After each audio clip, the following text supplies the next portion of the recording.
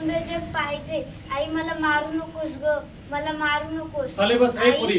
आई अगं मी बोलतीये तुझी परीच म्हणतेस ना तुम्हाला.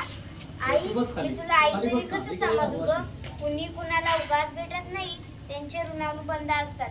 तसे आपलेही ऋणानुबंध आहेत का ग, ज्याने आपण भेटलोही आणि दुरावलोही. असो, कालच तुझं आणि बाबांचं बोलणं चोरून पोटातच ऐकलं ग. विशिष्टा आजी आजोबांची इच्छा नाही ना माझा जन्म व्हावा म्हणून. वशेकर. सांग ना काही, घाल सांग मध्ये ना. घाल. बाबा तुम्हाला आवडते ना उलेख माझी लाडकी पाहिला.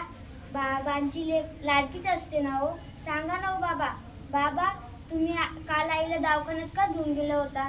किती मोठ्याल्या म्हशी आणि त्यातून किती छान दिसत होते ना. सांगा ना हो बाबा, बोला ना. आजी काल तू आईला किती कडू औषध दिलं. मला खूप गुदमरली. अरे तुम्ही ऐका फक्त. खाली बस रे चव्हाण, खाली बस. असं देत नको जाऊस. आई तू का ग घेतलं ते औषध. किती कडू होतं ते. मला खूप गुदमरून आलं. आई असं करत नको जाऊ ग. आई तुम्हाला एकदा जन्माला घालून तर बघ. तुझेच रूप तू पाशील माझ्या तर एकदा.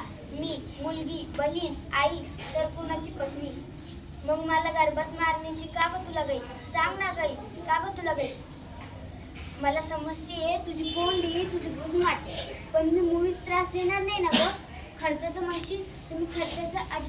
मला काहीच नको. मला नवीन कपडे नको. मी त्याचे जुने कपडे घालीन.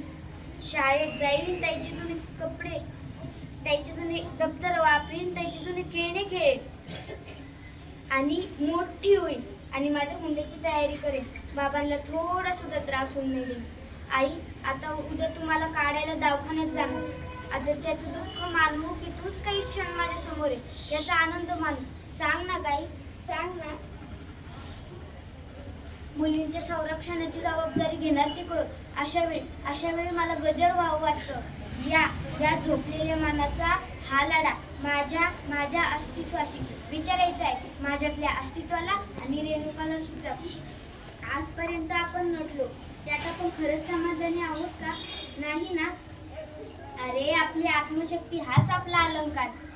चला तर मग काढून टाकूया मंजिसपणाचा गात.